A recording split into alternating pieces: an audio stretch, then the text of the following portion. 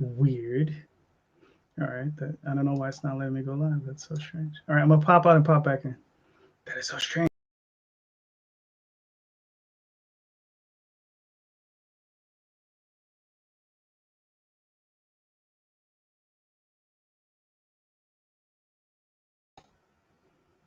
Oh, look at this. Now we're live. Wow.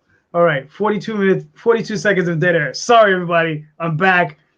Once again, StreamYard's giving me problems. So that's why I had to pop back in. It wasn't telling me that was live. So apparently we are. Thank you for being here. Thank you for showing up. I got a fantastic group of guests, as always. And without further ado, let me bring on my co-host. Hello, everybody. I'm co-hosting this week. I am Joe D. McFee, president of Agency Studios, creator of Amazonia, Primetime Saturday Night, and AWF here. Nice. All right. Then let's start bringing on the guests. Mr. Vera, please introduce yourself, sir. What's up, yo? I'm Sam the Crazy Man Vera, host of Catch the Craze podcast and creator of Forbidden, coming to you on Kickstarter, The Hunt, issue number 2. Nice. Okay. Let's go to Mr. Brian. Well, hello there, everyone. I'm Brian Rodman, the author and illustrator of Memoirs of an Angel. It's a horror fantasy comic book series. Right now we have 7 issues out, and we have issue 8 on Kickstarter. You go to this link right here, boom, boom. You can enter the labyrinth with our heroes. I'm currently working on a page tonight as well. And we've got a lot of amazing, cool reward tiers. We've got 2 different tiers you can catch up with, a digital and a physical. And we've got toys this time made by O Toys, Damion Waldbrunn, who's going to be with us tonight. Super excited to be here. JD, thanks for having me, man. And again, guys, head to this link right here and join the world of Memoirs of an Angel. Nice. And his blood enemy, Mr. Damion. You're muted, Damion. You're muted, Damion. Yeah. It's as bad as my 42 seconds of... Man, it's going to be that kind of night. Hey, everybody. I'm Damion Waldbrunn. I am owner and creator of Realmer X. I Day One Comics. I create toys with O Toys, like Mr. Rodman said. He's that direction. And nice. And RU Omniversal is my website. Everything I'm doing is up there, so check it out. Yep. And most of these links are in the show notes. Actually, I think all the links. I updated everybody's links. So if you want, you go to the show notes. You can just click on the links. But hold on, we got one more person. Last but certainly not least, Mr. Grant. How are you, sir? Okay. Missing. Oh, hello. I'm Varian Grant, the innovator of indies. Yes. You guys hear me? Broke up a little. All right. Varian, are you there, sir? I think I'm assuming you guys can hear me. Yeah, Yes. now we can No? hear you. Yes. Okay, yeah. So, Varian, introduce yourself, please. We didn't hear you. Can you hear me better now? Yep. Somewhat. Yes. Yeah. There you are. Well, good. Come the future of comics. Kiss the ring. Only offer it once. There. Mm-hmm. Nice. All right. All right, cool. So, Brian, you popped off yours. Sam, do you want to talk about your campaign real quick, or your landing page? Yeah, so basically I'm launching Forbidden issue number 2, which is the 3rd issue in the series, because we started off with 0. We're launching it on both Indiegogo and Kickstarter simultaneously. Last time we did the Kickstarter first and then the catch-up campaign on Indiegogo because some people just don't want to convert. And this time, but it took too long. So this time we're just launching it on there. And The Hunt, basically, we introduce a new artist. His name is Prime Santra. He takes over the helm where Anibal left off. And the scenes are epic. This issue is 32 pages of story and art. and you're not going to want to miss out on this one. For those of you who've gotten issue 0 and 1, this one's going to really pop off, and you can collect all of them on this campaign as well. So if you missed out in the first 2, take a chance with this, and thank you to the retailers who backed on the first one. So looking to get it into more retailers' hands on the next campaign. Nice. Okay. And we one of our other guests has popped in. What's up, Ozzy? How's it going, guys? Ozzy. What's up? So Ozzy, please introduce yourself. My name is Ozzy Longoria. I run Gemini Comics. And sorry I was late. I just went camping and fishing, so sorry. That's awesome. So we have a bunch of books. We're putting out a bunch of books right now, and The Sword and the Sorcerer is one. We just finished a successful Indiegogo, and now it's on demand. And we are going to release another one pretty soon, Project Noah's Ark. And that's it, I guess. All right. Is your campaign still live on Indiegogo? It's on demand, yeah. Okay. And cool. We're gonna do a Kickstarter now. Okay. When does that start? Probably in 1 or 2 weeks. I'm not sure yet. We're still waiting for the main guy to deliver the cover. Simon Bisley. Simon Bisley. So he's been showing some progress, but he's very slow right now. Right. But you know it's gonna be awesome, man. It is Simon Bisley, so it's looking so good. Yes. Yeah, I'm looking forward to seeing that. I backed that project. I'm looking forward to that book. Thank you for that. You're welcome. All right, and from the Technique Godcast, what's up, Technique? Hi, Technique. So, all right. So, gentlemen, let's start off with these questions. So Twitter. Do you feel that it has an impact on your crowdfunders? Like, do you think that Twitter actually has a real impact, positive or negative? Can it? Does it? How have you seen it? Let's start with let's start with the co-host, Mr. Joe. My immediate answer for that is honestly no. And the reason I have to say no is because it really depends on where your audience truly lies at. You got people that's audience lies at webtoons. You got people whose audience lies on Facebook. You got people whose audience live on YouTube. It really depends on the platform that you are most known for, where your audience really recognize you at. Can it have an effect on it? Yes, it could be both positive and negative. But to answer that question, really, it depends on where your audience pretty much partake of what you say and how you say it. Whatever social media that you use the most to reach out to them. I don't see what can be negative about it. I mean, there's only good things if you show your stuff, so only good things can come. Like let's say money wise, if they buy one book, that's a good thing, right? So what's a bad thing? No, true enough. I mean, there's certain controversies with Twitter. We lost Varian. Yeah, we did.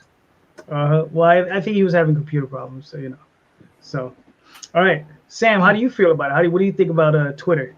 I haven't seen any conversion from Twitter at all. What I see is my channel subscriber base from Twitter, yes.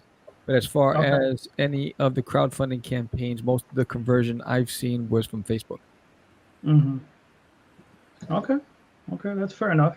Now, Mr. Brian, have you had any success? I've had some. Yeah, I mean, I think just echoing what Joe D said, really. I mean, it really just lands on where you spend most of your time building a fan base. And personally, I have just stayed away from Twitter until recently. Recently, I've started getting a little more involved, but Twitter kind of gets the leftovers of my attention. Mostly, I'm on Facebook and Instagram, and that specifically Facebook is where I get most of my interaction with a lot of people, just because I've been present there the longest. And so I think that's what matters. If you've been present on Twitter more, then that's where you're going to get most of your people. But I think like Jody said, it just depends on where you're hanging out most. Cool. Mr. Damion? I just have to agree with everybody else. I personally haven't seen a lot of benefit from it with the campaigns I've done. I've seen how some people have gotten a lot of pull from that. But again, I think Jody hit it on the head when he said, it depends on where your people live. Where's your your fan base live? If they're and not only that, but I think Twitter is also such a thought of, at least top of mind, verbal platform rather than a visual platform. There's links and everything, but so does Facebook, so does Instagram. I think while those two have more of a visual impact, so I think that's kind of where they come in a little easier for something that like what we do. But beyond that, I personally haven't seen a lot of it, and not that it's bad, just hasn't worked. I got you. Ozzy, have you seen any benefits from Twitter? Yeah, of course. I share my stuff there and the links, and I do get some replies and stuff. So, like I said, for me, if he sells one book there, like the one customer, good. I don't see the negative. At one point, I used to have a lot of followers on Facebook and on Twitter. Right. And I never used that thing, and I closed one of the accounts. I was very arrogant at that time, and I was going to conventions and I was making my money there, so I wasn't planning to to cultivate an audience. So I closed my account, and then it was a big mistake. Yeah. I could get that back. Because you had a lot of followers. Yeah, almost 10,000. Wow. Gotcha. Yeah, that's a lot. Yeah. Did Brand drop out again? Yep, he dropped out right back out. Yep. Sons of flowers. Anyway, so look, before I give it. Let me answer the question real quick. Twitter, it does okay for me. Like I don't even know how to even track the conversion. Would I say there's some conversion over to my campaigns? I would say some, but it's probably very light. Hopefully, we can flip that in the future. But it's one of those things. But I got a question, and I think this one's going to be for Damion. How does one acquire and/or create a toy like that Cthulhu character? Go ahead, sir. Let them have it. do the whole commercial pitch. It's fine. That's what we're here for. Okay. Do you want some custom toys? Give me a call. If you go to my website, Are You Omniversal? RUOmniversal.com, you'll actually see a link for O Toys, and there is a contact form. Like literally, you can see like stuff we've done before. There's a contact form at the bottom. Hit it. I'll get back with you later tonight, and we can go from there. All right, there you go. Damion is here for you. I'm here to make your dreams a reality. Exactly. There you go. It's here for your comfort and pleasure. Right. Just make sure you have cash ready in hand. All right. So, Joe, bro, you got a question? I want to piggyback off of your question, but I want to, do kind of like the flip side of it. How do you go about increasing your following so you can get conversion on what you would consider your worst platform that you actually use to gain customers or gain an audience from? All right. We'll move that one over to the crazy man himself. All right. Just go back and walk me through that question one more time. Okay. To think about what JD just asked here. Right. You don't have to use Twitter, for example, but I want you to think the platform that you use the least and you have the least amount of following or audience on. I want you to tell us something that you can do to increase that following. I think you have to increase that following. Yeah. So it's like for me, an example, Twitter is like one of the few places I don't even frequent. Reason being is that every time I go out to Twitter and post, a lot of times I get overshadowed by a lot of the political aspects of things and everything to that magnitude, which I don't get into. So there's only two things that I can do is either A, engage in that, or B, withdraw from that. So to answer my own question, what I have to do is find another niche to overshadow those questions that come up where people arguing, where other people are arguing, to have something so eye-catching or so engaging to get people to pay attention to what we're doing comic book wise, as opposed to all the other clutter that's out there. The most interesting person in the room is the one who speaks the least, and it's the one who's asking most questions.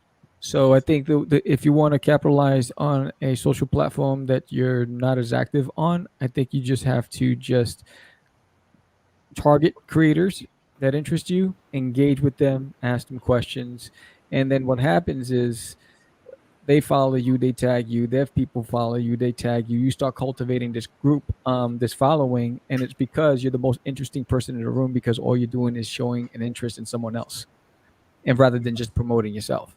And I think that's just organically things will start flowing your way, and that's what happens on Twitter with me. I just use Twitter to promote the podcast or anybody who's on our show on Twitter, and I follow a lot of creatives, and I comment on their work, and so because of that, the channel has benefited from that, because the Twitter handle is Catch the Craze Podcast. So the channel is definitely benefiting from it. So I think the biggest thing is really show and sincere active interest in the people you are following. And they will return the favor naturally because of likability. Cool. Brian, how do you feel about that? Honestly, I agree with that. What I've recently started doing just to beef up my Twitter presence, because like Oz, I did something similar a while back. I had a few hundred followers, nothing big, on Twitter, and then I was kind of sick of Twitter. There was, like Jody said, there's a lot of politics things. I never got on, so I just I dumped it, and now I'm back and building some things back up because I genuinely had a few people that were mostly on Twitter that I wanted to interact with and I wanted to follow. And through that, I've made connections with other people. Other people have shared my stuff that I've posted out, mostly because I am genuinely, wanting to follow them and interacting with them a little bit on Twitter. And, that's made a little bit of a difference. And I really think on any platform, when you're building a fan base, when you're building a following, when you're building, a common space with other people, it takes time, especially organic growth. And you got to be willing to stick it out for that long time and have some patience and not expect everything to blow up all at once. I think having that patience and giving it that time to grow organically in the long run is going to help you out much more than if you try to just, get out in front of everybody's face constantly all the time, because then you're just annoying. And so I think, yeah, definitely just being real, being genuine, and, really looking for things that you enjoy as a consumer, and interacting with those creators in a genuine way. That's for me. That's how I've built, a community. That's how I've built a common space. That's how I've, gotten a following. All right, cool. Damion? I don't think I can add much to that. Like that all three. I think that is as accurate as it can be. I did have a weird thing happen in that vein. My TikTok, which I was putting, hey, I'm drawing this, I'm doing this, try to build that platform a little bit. You're not dancing? No, I offered. Nobody took it. I'm just waiting for your OnlyFans, baby. There you go. Anyway, but anyway, I posted a weird video on Facebook that I thought was just dumb, and I went from having 1,300 followers to over 10,000. It's because people love dumb stuff, and I love dumb since stuff. then I've reposted things that didn't get a lot of likes before, and they're getting more likes than they did before, but not. This video got 1 million views in a week and a half, and it wasn't even my content. It was just something I posted.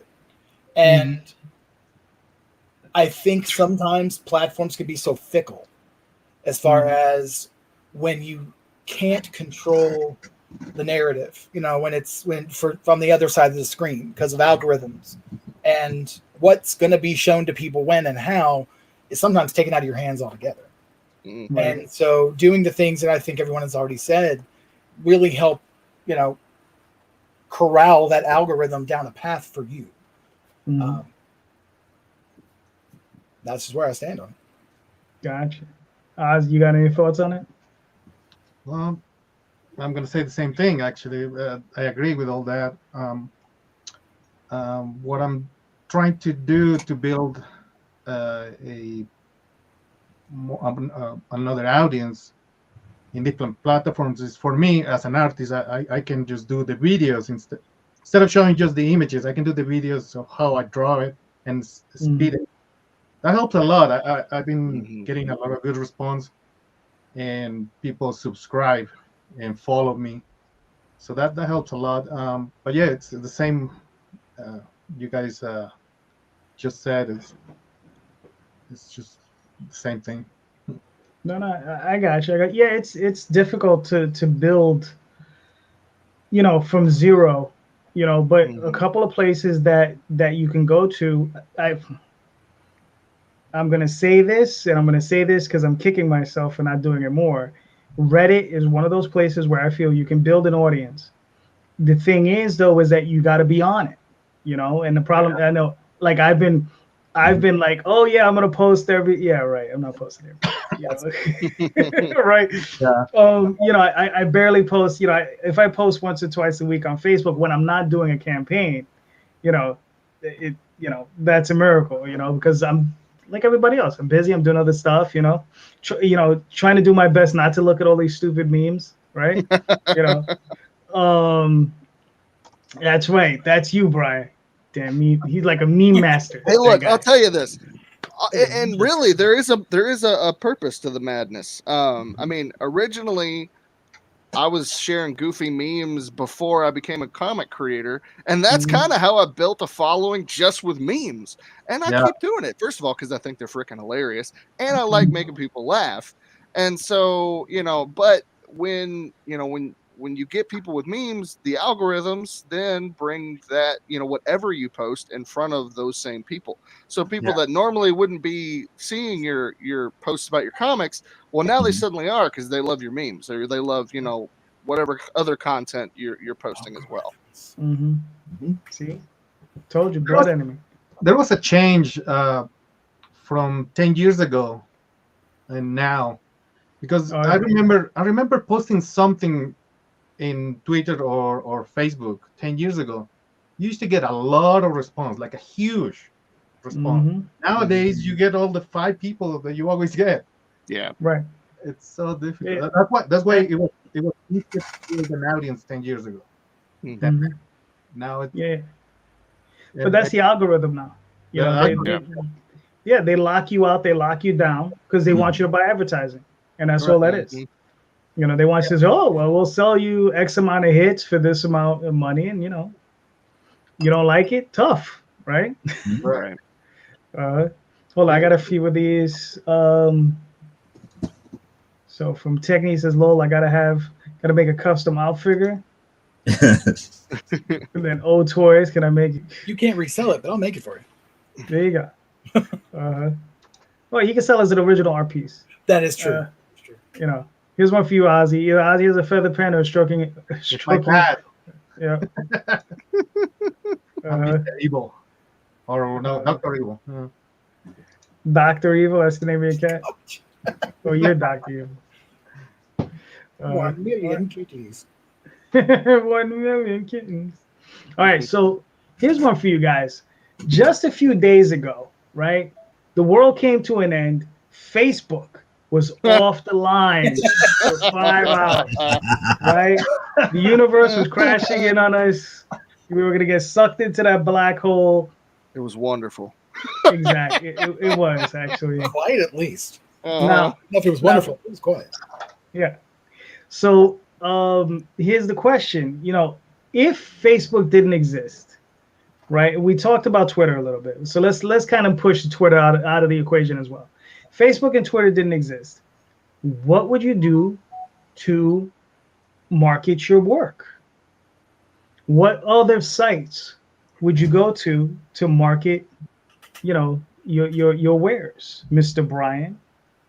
I mean, I think no matter what is popular, I think the thing that's most important is building an email list. I think that's the tried and true. Own a domain that is yours, and build an email list of people that are actually interacting with you. Because no matter, you know, what social media app comes and goes, you can always have that list of people that you have direct contact with, you know, through your domain that you own.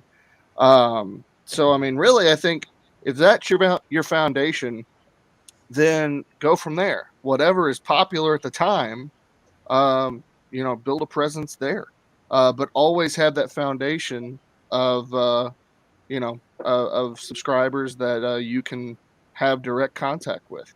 And I mean, I would say, you know, use the same strategies we've already talked about for whatever other, you know, social media app is popular at the time. If there is no Twitter, if there is no Facebook, if there is no Instagram, what, you know, fill in the blank. Okay, fair enough. Damion? Much like life, the web will find a way. I'll drop four names that will show my age. Lead Ninja, Digital Webbing, Artzilla, and Funkatron.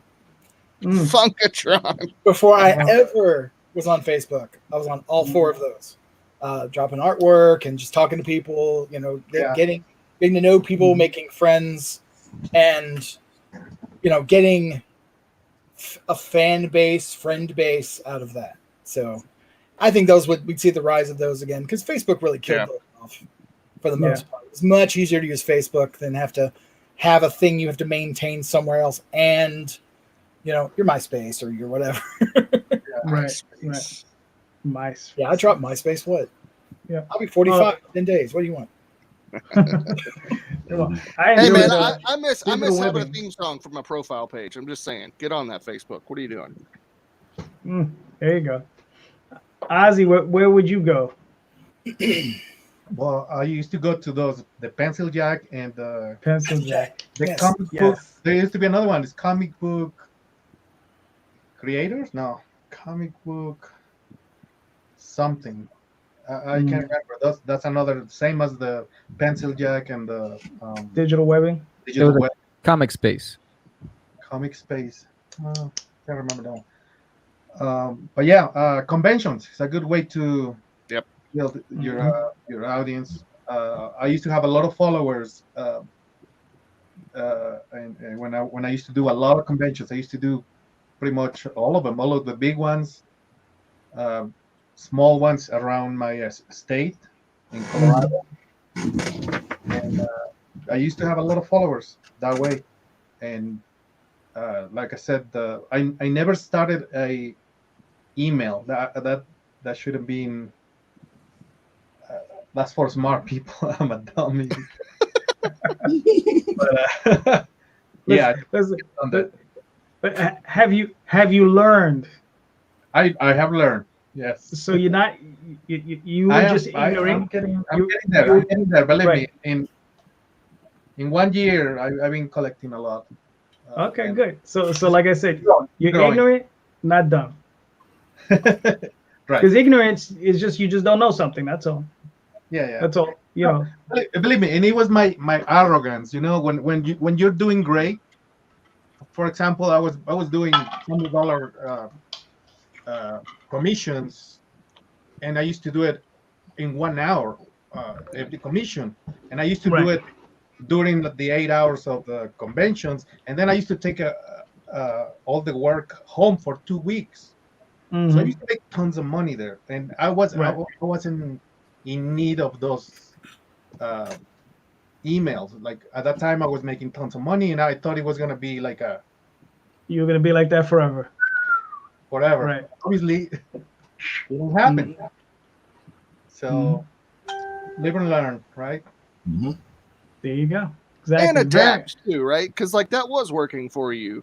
And so, you know, if it's not broke, then don't fix it. But when it stops working, you got to do something else. And no, I'm adapting now. I'm adapting. Yeah. Mm-hmm.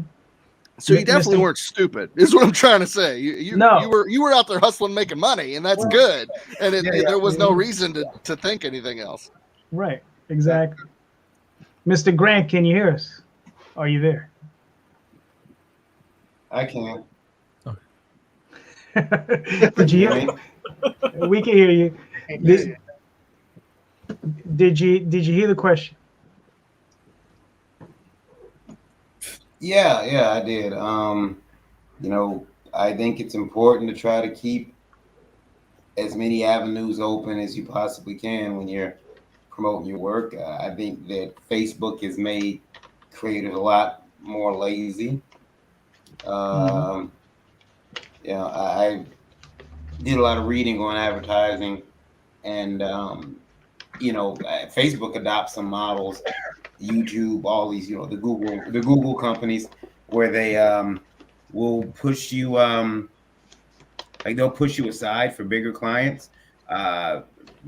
Mark over at Grand Rapids Comic Con was telling me that when his convention in November is always, when it's election year, it's hard to get advertising because all the political pundits buy up all the advertising space. So you can get knocked off a billboard if you have billboard. You know, I don't know why you put your comic on a billboard, but hey, maybe you can. But even when it comes to the ads on Facebook, those political ads that they claim they don't run go first, and they pay more. So you have to find different ways to promote yourself, promote your work, and go out there and connect with the fan base. Facebook just showed you a couple days ago it might not be it. Yep. All right, cool. Mr. McFee, what are your thoughts? To be quite honest, I didn't even notice that it was down. That goes to show you how much I pay attention or how much I use certain aspects of social media. But with that being said, I probably would go back to old school, because before I was even on Facebook, before I was even on a lot of the others like MySpace and stuff like that, I was on smaller things like Damion R. Just, you know, putting out artwork that way, and people, it was just like a small little gallery that people came and they would just comment, you know, and start following from that way, and just keep everybody abreast that way. And even before then, you had all these smaller little bulletin boards, like, you know, superhero hype and stuff like that, where you just leave a quick little message with a picture or whatever you were working on, and a couple of pictures, and then other people would see your message out there on that bulletin board, and it would start a thread, and you would have a direct conversation via that thread. I mean, you know, sometimes going old school is the best way to deal with it, outside of dealing with the emails directly. Cool. Mr. Sam Ver. I think it would be going back to grassroots, you know, just the hustle. Doing physical mail outs, you know, to editors and critics, you know, publicists, you know, doing that old school stuff. Postcards, selling postcards in the mail. You know, conventions, you have to wait, you know, for them to come. That, you know, they're not constant. And if you say you print out, you're going to a convention that brings in 10,000 people, you decide you're going to do 3,000 postcards and you want to hand them all out, say 75% of it's going in the trash, right? But Right. you still, you got to wait that time to go there. You're hoping that 25% kept it in the bag, and out of that 25%, maybe 5%, pulled it out of the bag when they were pulling out their comics, didn't leave it in the bag and throw it to the side and just take out the comics, right? So I think you have to just create that, get that email, get the newsletter going out there, and just do old school mailing, and reach out to people. And sometimes the best responses are the ones who got something in the mail they didn't expect, and like, oh, look at this, I got a free book, and who is this guy? And let me go check it out. Boom. And now, next now you have an article written about you, or you're being invited to a radio station. You never know. And it's the old school hustle that makes the biggest difference, especially today in this noisy platform. Mm-hmm. All right, cool. I know for myself, I would say, try some of these other platforms. I mean, I've been on DA forever, right? Someone just had suggested I go onto this other board called Hive. So they're going to be setting me up there. So we'll see how that works out. But it's one of those things where it's just like you got to put your stuff up and see what happens, because you never know, and then to see what kind of engagement you get. And I told them I'll go on there, I'll engage with the other people on there, and see if we can build something up, because it's always a matter of just trying to get in front of new eyeballs, right? Because I mean, for myself, I know you guys have your Kickstarters and your campaigns or whatever you guys have done, and you have your regulars that are going to come, whether it be like 10, 20, 30, 40, 50, 60, however many of them that come, they're going to come, right? But how do you get those new heads in there? Because you can easily plateau at a certain level on a campaign. Like you might hit $4,000 or $3,000 or whatever, and then you're just like, how do I get it past that? When do I get to that next level? And it's by attracting new people, and it's like, and how do you do that? How do you accomplish it? And that's always the tough part, just getting into those new heads, so that's what I got. Mr. Joe, you're up again. Now, I'm going to ask this question that was asked to me on my show yesterday. Okay. And the question, paraphrasing the question, is pretty much I was asked about any projects that I had on the back burner and why I didn't publish it as of yet.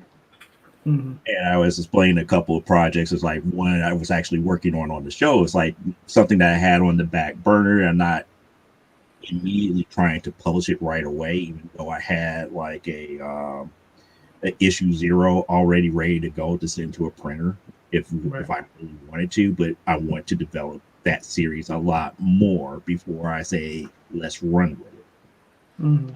So my question to everybody that's on this panel is, if you have a project on the back burner, why haven't you published it? Okay. I think Damion, you're up. Yep, I do. So long story short, I really like music, and I've delved into Eastern philosophies and things like that. So I sort of married the two together and came up with something called Funky Town, which was a time traveling monk who can control the vibration of reality, and can use that to do cool kung fu superhero things. And he's stuck in the modern day. He's from the 16th century. He's stuck in the modern day. He's trying to save the world from demons from a dimension of discord. And the reason I haven't done anything with that is because I'm still looking for a writer that can write that. That can do something fun with it, something that's going to be good to do, but also with everything with Romer, getting it back on track, getting it back to where it needs to be, so that I can put out something quarterly or bi-monthly.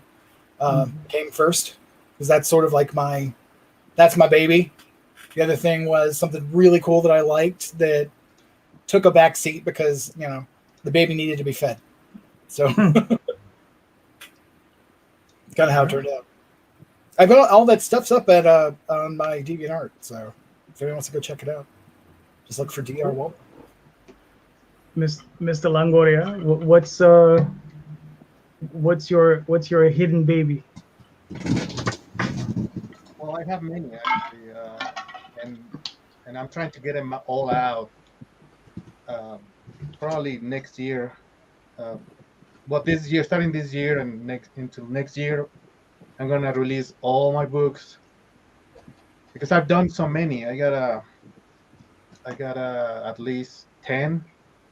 They're finished, and they're Wow. just waiting. So, and the reason why I didn't do it, I didn't publish them, because I've been so fortunate that I always had a job, like a penciling job, a gig, and conventions, and I've been busy. But I always like to do at least one page a week, Right. and I did it for 20 years. Actually, the comic that I have, one of the comics that I have is I've been doing it for 20 years. Wow. And you're gonna see if you see the first book in comparison to the fourth one, it's gonna be like so different style, not the style, but different, the progress of I have become Right. better artist. And but yeah, it's just I didn't have the time to, and there was some interest from companies to publish them, but I told them, like, hey, I only have 4 of these series, and there's 6 or 8, and I don't Right. have the time to do them right now, like to do the rest in a proper time, like monthly or bi-monthly. I just can't do it. So sometimes I have to pass for that publishers, and it's just that I've been busy. I've been all this time, nonstop. And I also have I changed the name for the Nathaniel Demon. I'm gonna call it a Demon's Quest. I have a Project Noah's Ark. That's a 6-issue miniseries, and I started that one 15 years ago. So that's again. How many pages do you have in? That's 32 each. No, 24 each issue with some extras. Right. It can be 32. And the last issue, the 6th one, is 32. Probably gonna make it a little longer. But I'm that's the 6th one is the only one that is missing. I haven't finished, and that's why I'm gonna publish. I think I want to publish it at like 3 at a time, like for Kickstarter, and because I want to send them to comic book shops. Right. It's all there, and maybe find a distributor. And but yeah, I really want to push them out. I just don't want him at home. Got you. All right, cool. Mr. Grant. Oh, okay. Not Mr. Grant.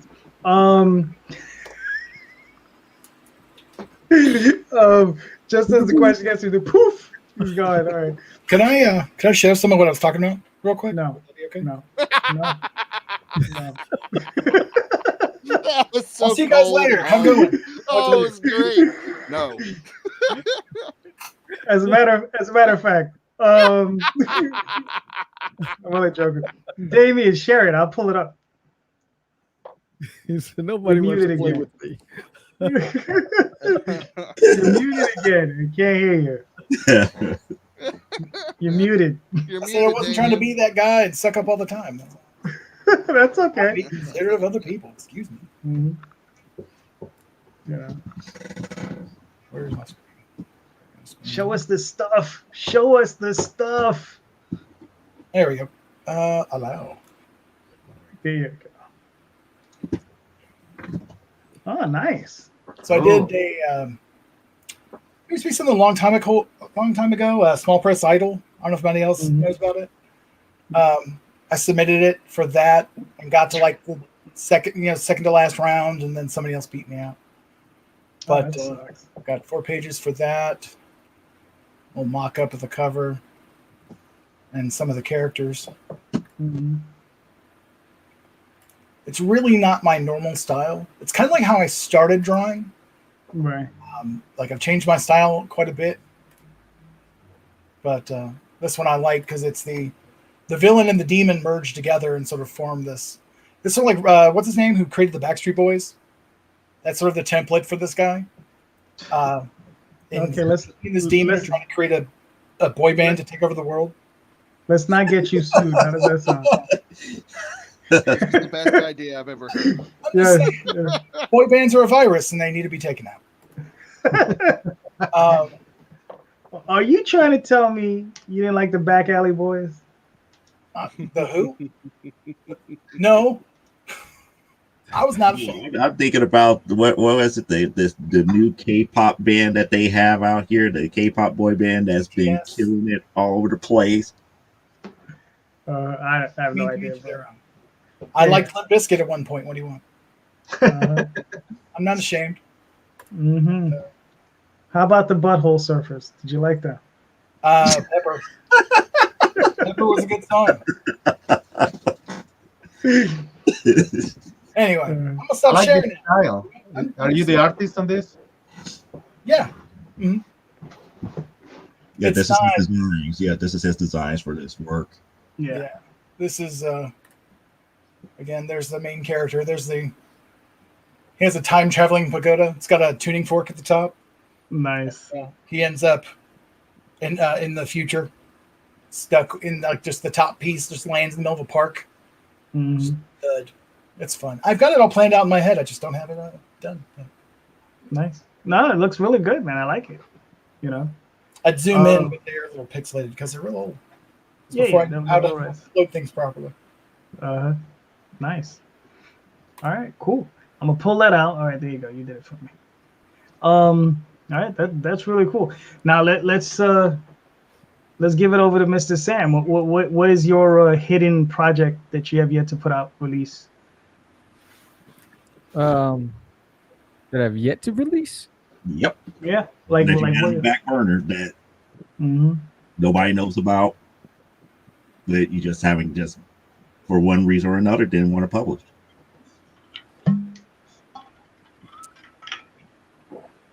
I don't have that. Everything that I've done, that I've created, I put out, way back when, and then now I'm just strategically bringing them back, one at a time. I started with the Crazies, and then with Forbidden, and then next year is going to be Designated in My Toilet. But yeah, no, I don't have any of those hidden projects that I didn't.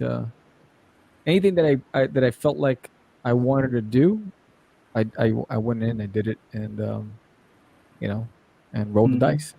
So I don't carry, like I don't have anything else on the horizon right now other than what I currently have on my plate and a timeline between now and 2023 of the release dates on how I'm going to move things. Okay. That's cool. See, he gets it in his head and he puts it out in the world. Yeah. That's By the what way, we do need to do. you remember the fishing the T-shirt that I show you, the fishing one? Mm-hmm. It's already on Move in that project. It's already have a script. Nice. So I need to develop all the characters and that. So it's gonna be. I'm gonna plan to hire some like a famous guy for the covers too. Deep pockets. Brian's right next to you. Hello. So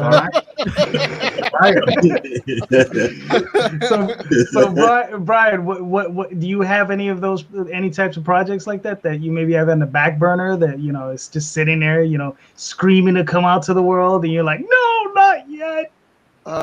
So it's not so much that, but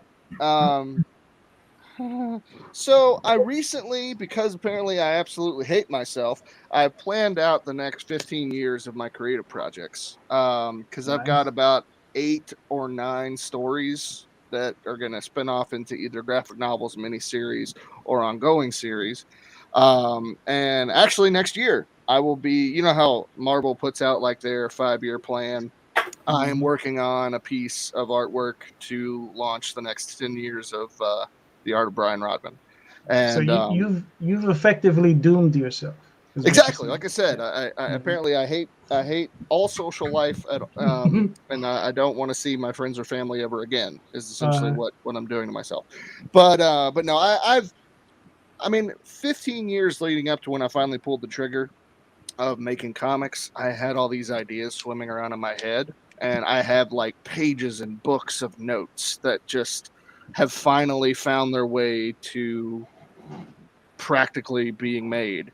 And so, yeah, I sat down a couple months ago and just mapped everything out, got some promo images for the 8 different projects going.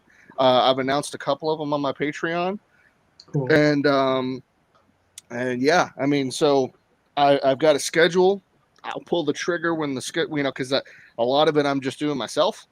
And so, I think I've almost been burned out once before, and I don't want to do that to myself again. So I think pacing is huge as well, as a creator. You can't, if you have all these ideas, don't just do ball at once, because you'll end up hating yourself and life. So it's a balance of being busy, creating what I want to create, and also staying sane. So but yeah, no, I've got plenty coming up. And I'm excited about it. I really am. All right, cool. Now, very I guess prescient question you asked there, because about 3 days ago, I've worked on a lot of stuff, right? I did a book many years. Well, the title is from '93. Okay, so meaning I probably wrote this thing when I was 20, maybe 19 years old, maybe 18 years old when I wrote this project. And when it first came out, I was probably 21, 22. So it was 1993, right? And it's this book right here, Dreamweavers. Okay. This was illustrated by Matt Lunsford, good friend of mine. We worked on a lot of stuff together. We did Tenchi Muyu, did some adult stuff, did a lot of adult stuff together, right? It's in black and white, and the lettering in here, I mean, it's probably hard. The lettering in here is horrible. It's horrible. Matthew, I love you. You can't let him for shit. He can listen. He can look. Let me here. Let me. He can draw the hell out of some of these pages. Oh wow! Make it big. Nice. Yeah, you should blow that up. Yeah. Okay. Yeah. Okay. Nice. Okay, yeah. All right. He can draw the hell out of these pages, man. Man, that looks really nice. Faster. Right. But that lettering, man, that lettering is wow. That's an awfully big bowl for the type of font they use. right. A lot of space. So I had been planning, I guess, for a while now to remaster it. Okay. So I pulled out all of I have all of the originals. I pulled them out about 2 days ago, and I took a look. Now, back then when we were doing those pages, everything was stuck on the pages, right? Like it was all glued on. Right? Yeah. So it's like so to get the final product, it was photographed and then shrunken down and then. Oh yeah. All right. So hold on. Let me see. Is it this? Okay, that might be it. All right. So you guys can see that? Yeah. All right. So this is a page that I re-lettered. That looks good. Yeah, you got an eye for lettering. Yeah, dude, I've lettered over 1,200 pages, all my own. Mostly Oswald. But yeah, I was like, you know what, man? I'm gonna sit down. I'm gonna remaster this book. These borders that are on there, I had to like reconstruct them. There's a lot of stuff that goes in it. This is the very first page in the book. This is another page. Oh no, that's that same page. Where is it? Oh, here it is. And this is another page. Now, these are the only 3 pages I've gotten to. Let me show you something.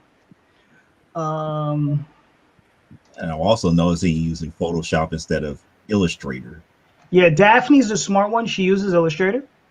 Mhm. You know, I'm you know, the simpleton. This is how the pages when we scanned them and they look like. Whoa. Oh yeah, you gotta do some cleanup. Oh, that's Sure. yeah, that's See, that's a lot better. But to get that out of that is amazing. That's really cool. Uh-huh. yeah.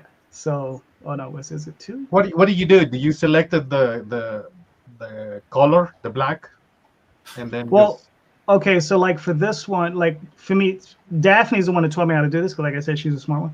So for this, basically we convert it to CMYK. Okay. Mhm. So when you scan them, they're in RGB. So you convert them to CMYK. You open up levels, and then C, M, and Y you drain to 0. Okay. And then when you get to K, which is black, you move it halfway up, and that'll darken it up, and it'll remove a lot of this gunk that's here. Okay. And then then you convert it to grayscale. You go back into levels, and the black, you move it up into the middle. That'll help darken it up some more. And that's pretty much it. And then your cleanup starts. You know. So yeah, that was pretty much it. It's time consuming. But I really like. It's one of these things I've been wanting to do for years, because when I took those pages out of the envelope, I didn't realize that past Jose or past JD had removed all of the lettering already. Mhm. You know, so I was like, oh, I did this already. Oh, I was planning this for a minute. So yeah, you know, So and like they passed me. exactly, yes, exactly. It's like, thank you, pass me. Now the thing is I want to do this as a kick. Well, I will do it as a Kickstarter, because you know what don't I do as a Kickstarter? But I intend on getting I want to get the pages colored, you know, because that's my ultimate goal, is to get it in color. So what I'm gonna do is I'm gonna like probably get 10 pages colored as a preview, and then work the campaign, and then if I can reach my goal 2,500, 3,000, I'll tell everybody, say, listen, if I get that, everybody will get a preview. We'll get this remastered preview of this book.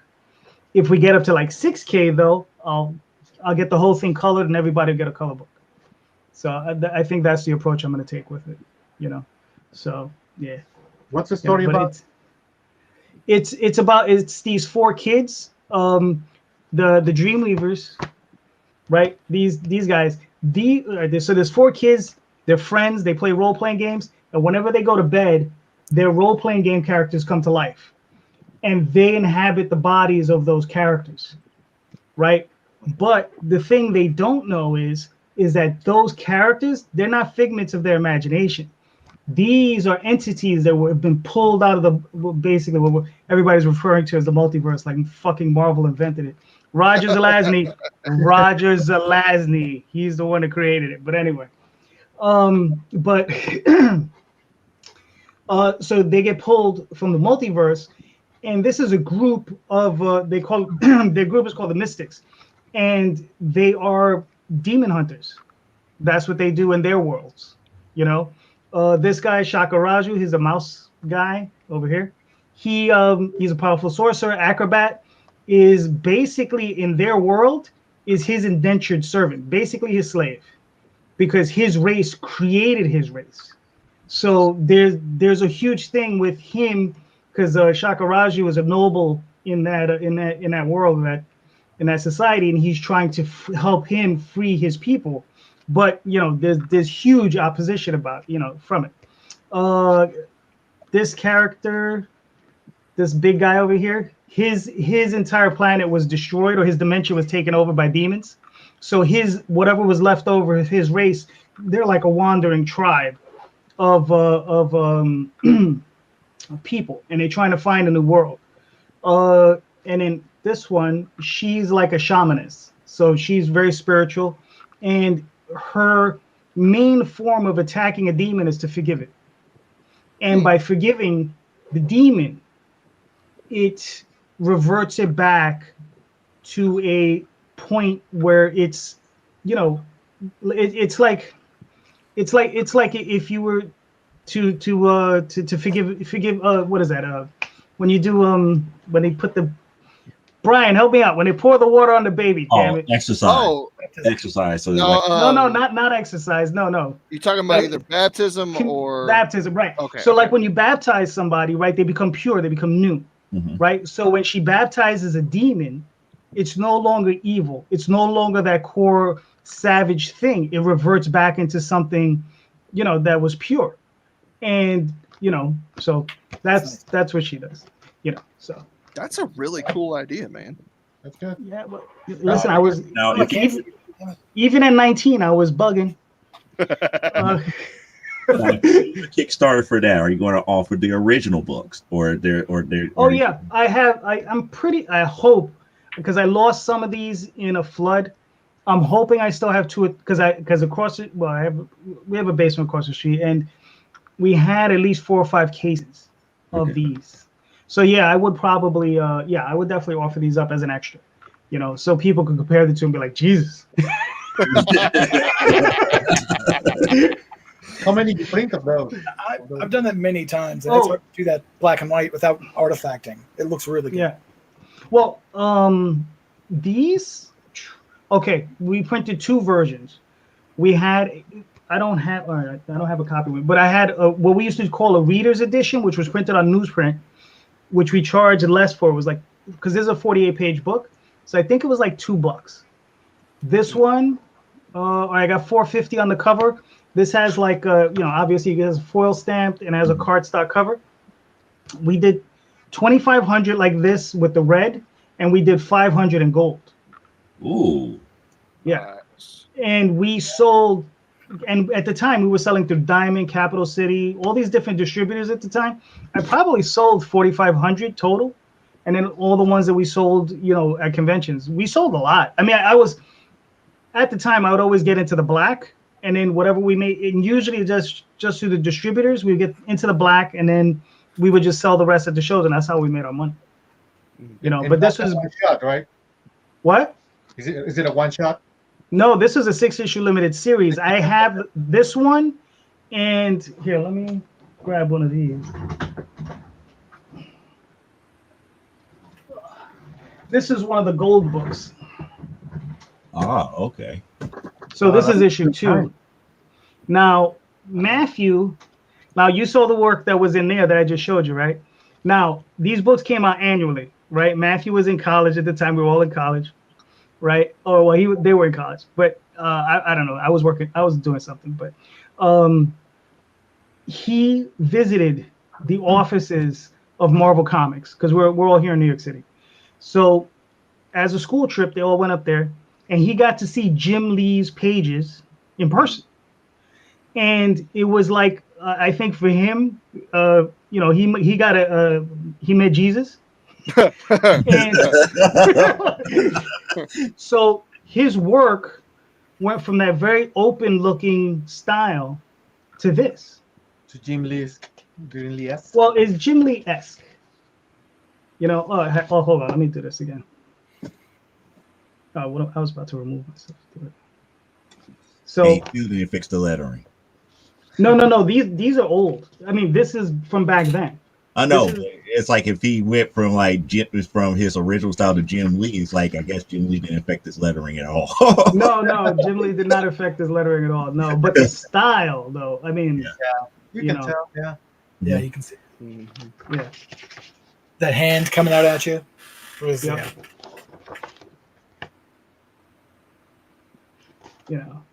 And eventually I'm gonna I want to do it to this as well. I'm gonna remaster this, and there's also a 3rd issue. Hold on, I got this one here, I think. Then there was this. We did a parody book, Dreamweavers and Extreme Homage. So, and it's just basically us goofing on Jim Lee and Mark Silvestri, and eventually Rob Liefeld in the back. Oh, wow. That's Matthew, right there. Damn, my finger. You're in the crease. We can't see there. Yeah. Okay. Yeah. All right. That's Matthew. So, but this is him goofing on. This is us goofing on Rob Liefeld. And I don't know if you recognize this scene. This is a scene that Rob Liefeld swiped from Frank Miller. Yeah. So, it was just fun stuff. We were just goofing around. We were kids. So it's just a matter of just like doing that for me, and like I'm happy to share it. It's not like a super secret. I've had this stuff around for years. I'm pretty sure if you look hard, you look real hard, you'll find it in a dollar box somewhere. Mr. Sam, we have a mutual friend named David Cules. When he runs across one of my books in a dollar bin, he always buys it, and he says he has a massive collection of my books. Nice. So yeah, The wolf. The wolf, exactly. All right, so enough about me, Mr. Joe. What's your secret project? I started talking about it a bit. There's like actually two. One is more or less like an anthology book, and if you want to hear about that, I suggest that you go to my show from last night, because I worked on it and talked about it all night long. But the one I did talk about was the one that was called Last Line of Defense, and I honestly feel that people weren't ready for it because it got into a weird aspect of religion and humanity. Right. Dealing with religion, because the main character eventually gains the power. Well, I shouldn't say gains the power, but he pretty much gains the will of the higher power, or what most people consider God. And him trying to maintain his humanity as a result of it is the key to that whole series. Right. And understanding how his powers work. And why he couldn't be killed unless he did something unholy was a major aspect of that. So,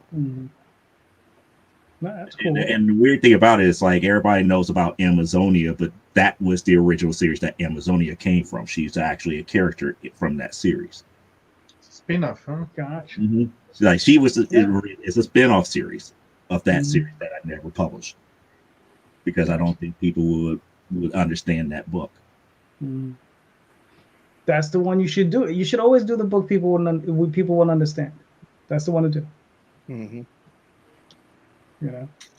And you might surprise yourself, or your people might surprise you. Just say there's always somebody out there that'll understand. That's true. Even if they don't realize they would. Yep. Now, Brian, I got a question for you, man. I want you to tell me the ending of your story. I'm only joking. They all die in the end. Yeah, they all die in the end. There we go. All right. So I got a question for everybody. Here's one. Here's a doozy for you. Does a comic book have to be entertaining? I would ask what you mean by entertaining. I got an answer for that, but I'm not going to say it. Well, see, if I answer it, right, that gives you an answer. That gives you an out. I don't want you to have an out. But I got an answer for that question, but I want to see what everybody else says. Yeah, if by entertaining you mean keeping the reader's interest and their their curiosity piqued the whole time, then yes, I would say any story has to have that, or nobody's gonna care. Because as a reader myself, if I'm just reading a conversation between two people that really has no conflict whatsoever, there's nothing really going on. Well, I mean, it depends on what the topic is, I guess, but that's not a story anymore. That's like an article.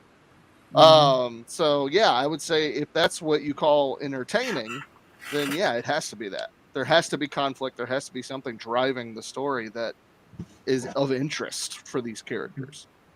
Okay. That's fair. That's fair. We lost Sam. He recently moved to Texas. So, I told him, you're going to move away from civilization. This is what's going to happen. Don't worry. They're great will handle it. That's probably what happened. Ozzy, how do you feel about it? Sure, you have to keep your audience entertained. If not, I mean, we are entertainers, basically. Yeah. What we do. Okay. So yeah. All right. Damion. To someone. I mean, it's got to be entertaining to someone, or there's no sense for it to be done. Yeah.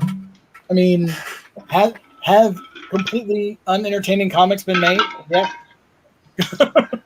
And they made money, and so somebody liked them somewhere.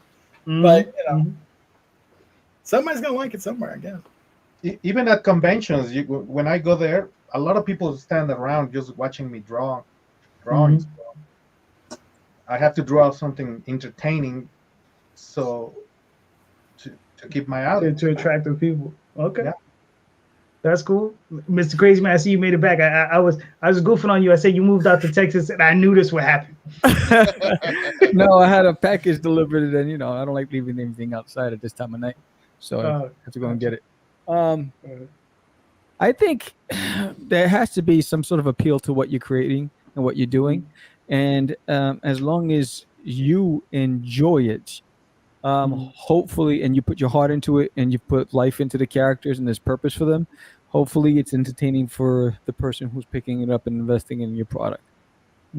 Because you can't guarantee. I mean, you're not going to appeal to everybody. Right. No, this is true. All right, now Joe, you got the answer. What is it? When I was a wee little boy, I eventually got 2 comic books that was done by Radio Shack. Okay. And they were not entertaining, but they was educational. And they, helped you to learn more about what you didn't know about science and computers and stuff to that magnitude. So therefore, does it have to be entertaining? No, but it has to serve a purpose. You could, but that's why they were famous. Yeah, I was going to say one could argue that is entertaining. Yeah, I was about to say. You're learning something, and that's entertaining to you. Yeah, Right. Not always, because to add on to what Joe says, because Will Eisner during World War II, when he was doing comics for the military, basically explaining how to put tires on a truck, how to break down your gun, right? Educational, yes. But is it entertaining? Educational, certainly. What? It's an instruction manual. It's instructional. I mean, think about it. Most instructions that have panel by panel, this is what you do here for part A, part B, part C. It's nothing different than a comic. Right. Like here's something for me. Right now, I'm gonna say something blasphemous here. Right. For the last 10 years or so, I have been reading Alan Moore's work, and I have not been entertained by it. It's interesting, right? But that's what it is to me. It's interesting. It's not necessarily entertaining, though. But I do find it interesting. That's the weird thing about it. Could you consider that entertainment? I guess. I watched a few Bugs Bunny cartoons last night. That was entertaining. Very entertaining. Right, but reading some of Alan Moore's, I've read some of the Cthulhu stuff he's done, some of the H.P. Lovecraft stuff he's done over at Avatar, and I'm like, it's a little dry, but I find it interesting, So that's the basis for me for this question. It's just once in a while you could find a comic, it's good, right? It's not like crap, but it's not necessarily entertaining. It's so thoughty that you're sitting there going, it's interesting, but it's not necessarily entertaining. But see, I would that's why I asked. It depends on what you mean by entertaining, because I would actually say what you just described is entertaining for me. Okay. Being interested in a topic, it's not necessarily boom pow crash, but it's an intellectual, story. It has plot. So to me, that would be entertaining. But yeah, an instruction manual, no, that's not entertaining. So you got me there. But yeah, no, what you just described, I think any story is going to be entertaining for somebody. Right. No. If it's not a story, it could still be a comic and not a story. Right. We could say that. Yeah. So if it's a story, yes, it has to be entertaining. Yeah. I'm just saying for myself, that's how I've been feeling. Because his Swamp Thing run, Miracle Man. Watchmen, Killing Joke, a lot of Promethea. I love Promethea. A lot of that stuff. I mean, I love it, but there's been stuff for the last 10 years. I'm like, I tried to read some of his novels, and I'm like, it's very. The comic book he did, the Little Girls. I think that's the name. Yeah, I never read that one. I know the one you talk about. The one where that wasn't entertaining. It was. I think he made it just for shock value. Right. I know of that one. He did it with his wife, right? Ghibli. I forget her name, but I know the book you're talking about. Yeah, I never picked that one up because of the subject matter. I know it was gonna be like, yeah, it's not really something. I didn't want to see like Alice in Wonderland doing weird things. It was weird. Yeah. I mean, I'm not exactly a prude, but it was still weird. Dude, I've written tons of porn. Tons. I got paid for it. Listen, it was an income, bro. It was an income. I got paid.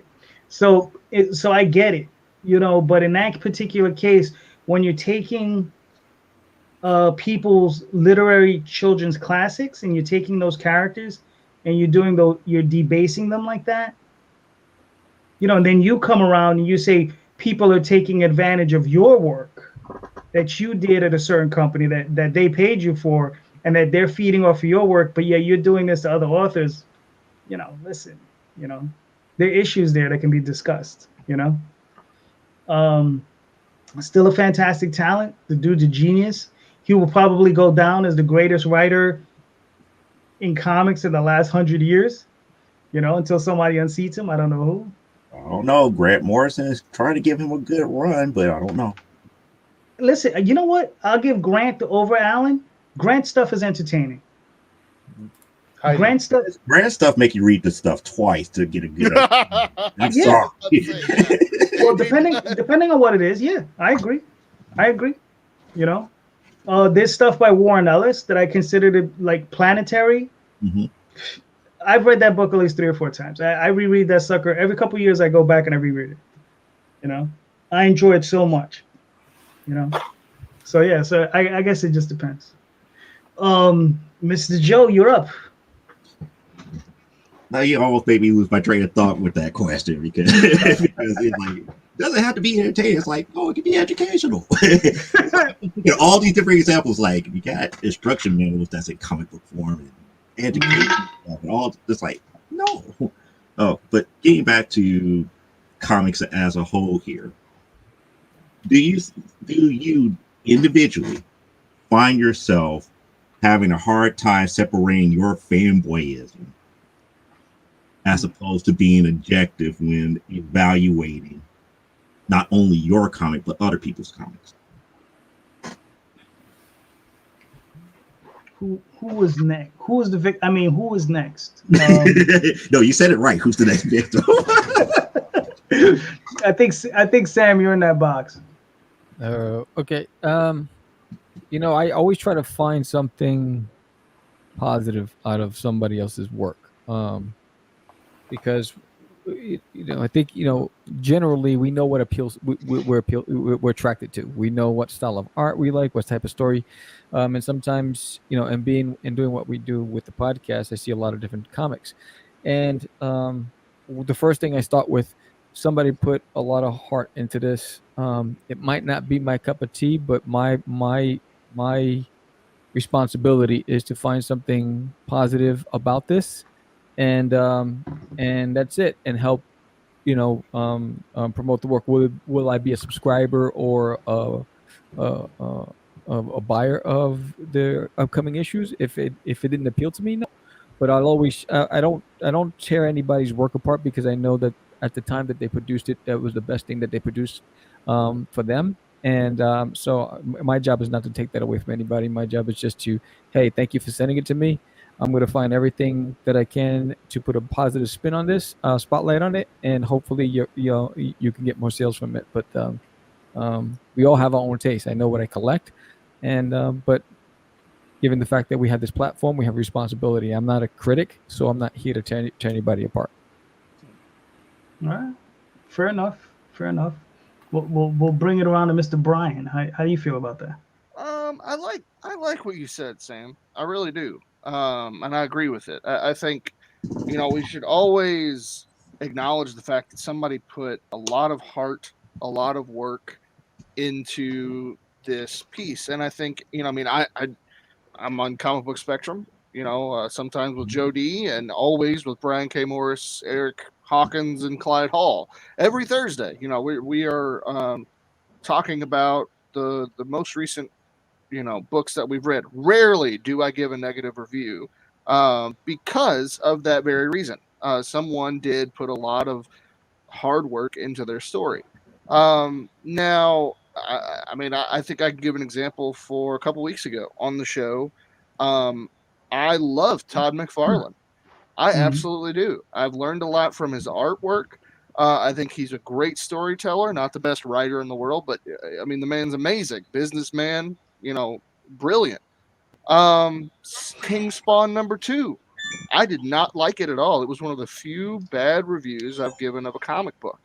And so in that moment, I had to, I praised Todd McFarlane for good grief, 30 years of an amazing career, brilliant character. Issue 1 of King Spawn was fantastic. I absolutely loved it. But I had to step back and say, as a story, as a creator, does this meet the standard that issue 1 even was? And the answer was no.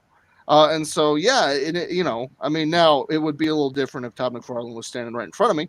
I would totally have been like, this is the best book ever. I would have totally, copped out big time. But no, I think, yeah, it's when you're trying to be honest about, hey, is a story good to you? And I think that's also a big part of it is someone else may have read King Spawn #2, thought it was the best thing they'd ever read because something in it really moved them. Whereas me, I didn't really care for it too much. Wasn't my cup of tea.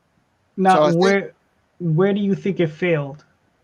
Well, the story compared to, the issue 1, all issue 1s are usually big and, they're meant to suck you into the series. The story itself was kind of bland, I thought. The chemistry between a few of the characters really wasn't there. The writing was pretty poor when it comes to just developing the characters that you're really supposed to care about their relationship. It just kind of felt forced. And I read it a couple times just to make sure it wasn't me being and maybe I was in a bad mood one day or something. But the artwork was phenomenal. As always. That I gave, that's a 10 out of 10 in my book. It was fantastic. The writing was just not the best. I've read many, indie books that didn't have nearly as good of art in it, but the writing was so much better. And so, that was, and then there were technical stuff, as a an indie creator who self-publishes everything he does, the importance of having an editor. There were 3 typos on page 1 of that issue. And one of the typos made the entire sentence not make any sense whatsoever. And this is Image Comics, like Todd McFarlane's baby. This is King Spawn. You don't do that. And there were typos all throughout the book as well. So that was huge. It was only 16 pages long. It was the same price as issue 1, which was like twice as much. So that, yeah, that was really where, I all over the board, it was kind of, it didn't really meet, it wasn't up to snuff. And that is not normal. That is not a normal review that I do. But I had to be honest in that situation. I had to say, hey, props for all the creators on this project because they're all doing great things, but they just didn't bring their best here. Gotcha. Okay. Fair enough. Raging Rodman. Okay. You know what really grinds my gears? All right, Mr. Ozzy, how do you feel about it? Sorry, I forgot the question. What was it? The question was, can you separate your fandom or your fanboyism when it comes to looking at your own work and other people's work? Yes. Yes, I can. I have to actually, because I hire so many people and to work on my books or to work on my anthologies, and I have to be professional and not a fanboy. Like I have to look things in a different perspective. Um, and I do it all the time. And if I see that something is incorrect, I tell these people, okay, I can't hire you because of this, or if I see something in a comic book that it's on the shelves, I just don't buy it because that's not done correctly. So and or yeah, basically that. All right, cool. Damien, can you separate yourself? I'm not my biggest fan, so uh, I'm I'm st- yeah, I do my best. I had a unique experience with Jim Moffat at the recent con I was at. So I've been waiting to get a piece from him for years, like since '98, and I was finally able to get one. And I dropped $200 on it and a half to get it, and so my fanboy won out in that regard. But the piece was beautiful. I mean, the cover you showed from the graphic novel was his piece, and okay. yeah, so that when it comes to buying comics, yeah, I can avoid if I really don't like something that someone I have normally enjoyed their work has made, I won't buy it just because it's doesn't hit that sweet spot that I enjoy. When it comes to my own stuff, I'm my own worst enemy and my own worst critic. I trying to be less the enemy than the critic these days. Like I still want to do well and I still want to make a quality product, but I will second guess things to a point sometimes that gets too much. And so that's what I fight as far as that's concerned. So I don't have any problems fanboying on my own work. All right, cool. Bad. I know that sounds horrible to say, but it just, I like what I do. And if I don't, I don't. And I kind You of have to. You have to like it. Right. Yeah. There comes a point where I think, you have to sit back because we're all our own harshest critic, right? Like I'm sitting back. I just told you I'm working on something I did 20 odd years ago. Now look, actually 30 odd years ago. Now look, here's the crazy thing, right? I have to type in the dialogue from the original comic because I don't have a Word file because I typed it on a typewriter. Yeah. And so I'm like shit. I'm old. but but I'm also sitting there typing it in going, oh, this is not working. So I'm tweaking the hell out of that dialogue. So it is going to be remastered, let me tell you. So we were rejoined by Mr. Varian Grant. How you doing, sir? He's muted. He's muted again. You're muted again. Oh, there he is. There, it is less than desirable. So guys, did you hear I'm just gonna have to split. I just got a tornado warning. So I just gotta take all my stuff out the yard and start locking things up. All right, so okay. I'll catch you Good. guys soon. I hope All right, you're okay. all right, Sam. Good luck. Damn. Be safe, bro. Be safe.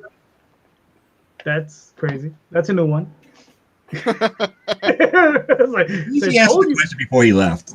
That's true. I was like, I told you shouldn't have moved out of New York.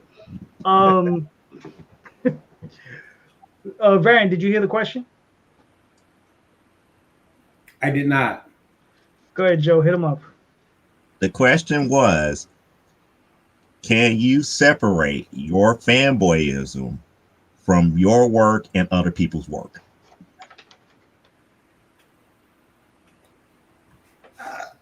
I want to say yes, but I judge myself by some of the people that I like. So again, I where I draw at my area where I'm drawing, there's several comic artists art from them, and then when I read something, like to put them on the spot here, if I read Tall Tales or something for Oswald, I'll read it and say, "Oh, this is good." Now I gotta up JD because I'm better than JD Calderon, and then I started writing and I realized I'm not better than JD Calderon.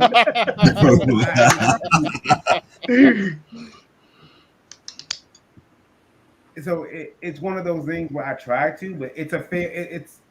I'm not good at it. I'm sure people can. I'm just not very good at it. Okay. That's it. That's all. That's what he got. Okay. That's fair. For myself, I mean, yeah, I think I can separate fairly decently. I mean, and the thing is, it's not a thing of so much about tearing someone down, but whereas it's I expect for other people, if we're creators, right, to try to better themselves as much as they can. So it's hard. I'll tell you right now, it's tough as shit sitting there scrutinizing your own work and saying, how can I make this better? How can I make this tighter? How can I make this cleaner? How can I make these lines sound clearer, right? How can I communicate better? How can I make this more poignant, whatever. How can we make people feel this stronger, right? So it's tough. It's tough. It's very, very hard. And to go back to what Brian was saying, and also what Sam was saying, and this is a thing from Alan Moore, right? Where I'm paraphrasing. He says, look, I might not be a fan, but I respect the work that was put into a comic book because I know how hard it is. Because you could create the greatest comic in the world or the worst. You probably put in about the same amount of effort as that other person. You know what I mean? Mm-hmm. So, we all know how tough it is. It's tough. It's tough. Yeah, but there's always the respect. You have to always respect. But you be critic of other people's work. That's how you become better. That's how by receiving also the critiques, like accepting that you're doing something wrong. That's how you learn. Yeah.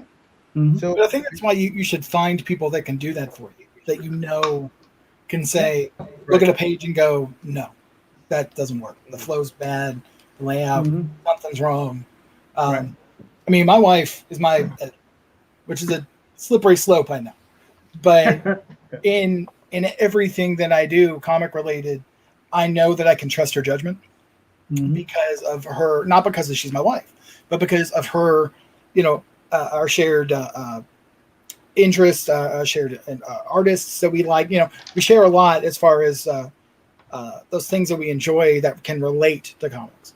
So I know I can say, hey, take a look at this. And she'll look me straight in the eye and be like, no, you please redo this because it sucks. And she'll tell me it sucks flat out. I'm like, yeah, I love you too. Thanks. But then look at my hand and go, she earned it. All right. Nice. But then I do have other people that are not in that close of a proximity that I can just say, here, look at this, take a look at this. I'm reworking my logo right now. And I have a couple people that I've talked to about, and one that I haven't talked to yet. Both of you guys, actually. Critiques are good. I like them. I definitely enjoy them. I want to know what I'm doing wrong so I can try to fix it. Or just do better. Yeah, I have a group, Facebook group with 600 people, mostly Spanish speakers, where I teach and critique their work. Nice. And so a lot of people they don't understand that by posting stuff in their Facebook, they're only gonna get good critiques. They're gonna say, "Oh, this is amazing. This is the greatest," because it's their family and their friends. And they're never going to say anything wrong about it. It's mom hanging on the refrigerator. That's that. Yeah. Exactly. So when I tell them, okay, this is wrong because of this, they don't get it. They just don't want that. They don't want to hear it. It's like, no, my other friends, they told me it's okay. It's really good. Yeah. And learn critiques and such. Yeah. Yeah. You're not gonna have Abuela sitting there going, "Hey, that elbow, what's up with that?" Right? What's up with that foot? Move it. Yeah, and I think that's how you help. That's how you grow. It's people surrounding yourself with people that you trust, that are going to, look at you and you have that relationship, and they're going to say, hey, this doesn't work. You need to rework this. This is why. Because no matter what, we're all artists here. We're all something creative. happened. You got frozen. That's going to. Oh, am I frozen? No, I hear it. Not frozen. No. Okay. No. Um. You look nothing like Elsa. But yeah, I think just creating that, kind of having that safe space, that place where you can go to, because that's gonna sting no matter what. Nobody likes to hear, hey, this doesn't look right.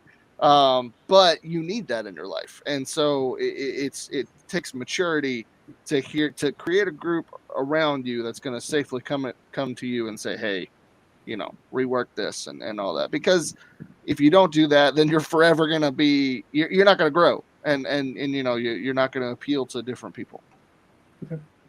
This is true. Joe, what's your answer to your own question?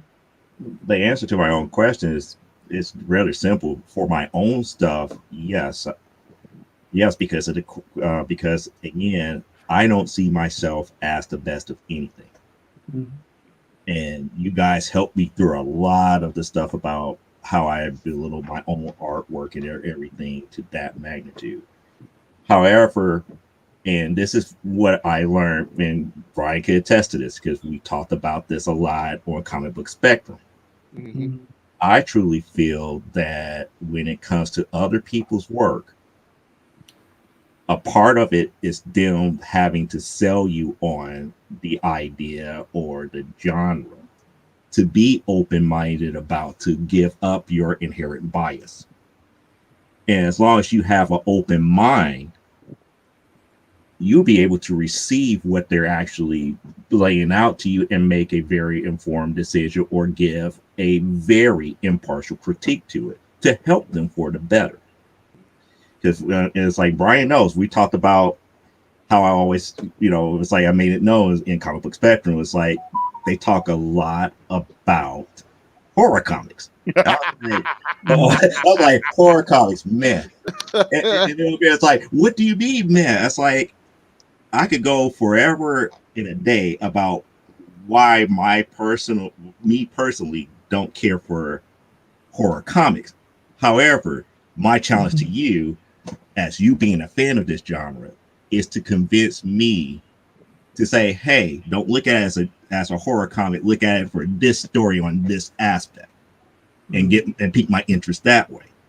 Reason being is because if you could pique my interest that way, and I could go into that book feeling that, hey, I'm going to get this type of story instead of, oh, here comes monster scares people run away, people get weapon, people kill monster, end of story. Well, that's Walking Dead. I was about to say that's exactly what Rocket wants. Yeah, but but pretty much it's like, everybody has their preconceived notion. Like if you say, oh, here's it's a superhero story, it's like, okay, person gets powers, they learn how to use powers, they go save the day in the story. It has to be something more compelling there, and that's why separating your own fandom. You have to remove yourself from that in order to experience something different, where you can learn something different. And then if you're really receptive to it, you can eventually apply it to what you're trying to do. Have you ever read any of the old EC comics? Yes. Right. Because those are unique little stories, and some of them are goofy, but some of them are scary. When they get into some of those horror ones, there's some crazy stuff. I never care for the horror ones, but I like Crime Doesn't Pay, only because it was more of a thriller, because these are people trying to get away with crimes, and it's more detective-like. Right. Okay. Did you ever? How about the science fiction ones? They were hit and miss to me. Okay. Well, yeah. That there's enough of it that I would imagine a lot of it is hit or miss. Mm-hmm. Yeah. There was one story I always enjoyed. It was about you have a bunch of people from, I guess, from the U.S. military, and they're getting signals from space, right? And they're like, so they're told, all right, we're gonna meet you. The aliens, as they're like, we're gonna meet you at this spot, and they're like, okay. So they're waiting and they're waiting, and they're like, okay, we're here. Oh man, we crashed, and they're like, what are you talking about? Nothing's happened. You know, they're like, we're being attacked by these monsters and blah blah blah. Oh my god, they're eating us, right? And it just goes on, and it's like, but they're like, we're here, nothing happened. And then the general who's in charge, he goes over to I guess the commissary truck or whatever, and they serve him a hot dog and some with the sauce or whatever, and they peel on. He's eating the hot dog and he bites into something. He's like, "What the hell is this?" And he pulls it out. Teeny tiny little spacecraft, Oh, about that wow. big. Yeah. Yeah. So they were being attacked by like amoebas and all that stuff. You know, and that was, wow. you know, yeah. So that was actually a really cool story. That is a cool story. Mhm. Yeah. So you know, yeah, like I said, it be hit or miss, but that story, I love that story. You know. All right. So here I got one for you guys. Ozzy can't reconnect. Ozzy, it was good seeing you, brother. I was like, you know, maybe next time we'll talk again. And you know, don't forget he has Indiegogo, the Sword and the Sorcerer comic book. You know, go get that sucker. It looks great. It looks Huh? really. I did it too, and I contributed too, and it looks really good. Mm-hmm. Yeah. Oh, okay. Oh, hold on. Let me answer this question. Let me ask you guys this question. So